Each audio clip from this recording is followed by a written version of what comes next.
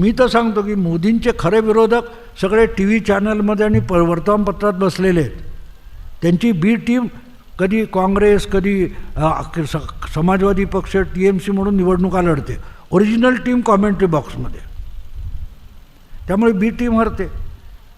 आणि कपाळ आपटून कोण घेतो? कॉमेंट्री बॉक्समध्ये बसलेला. हसू नका मित्रांनो.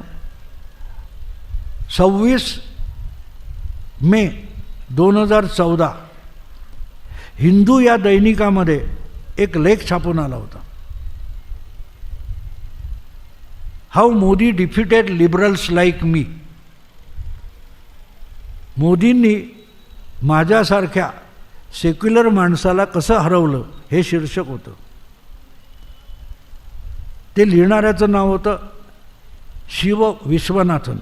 हा त्या काळात टी व्हीवर सतत दिसणारा सोशिओलॉजीचा प्राध्यापक होता. तो निवडणूक लढला नव्हता. मग तो का म्हणतो की मोदींनी मला हरवलं?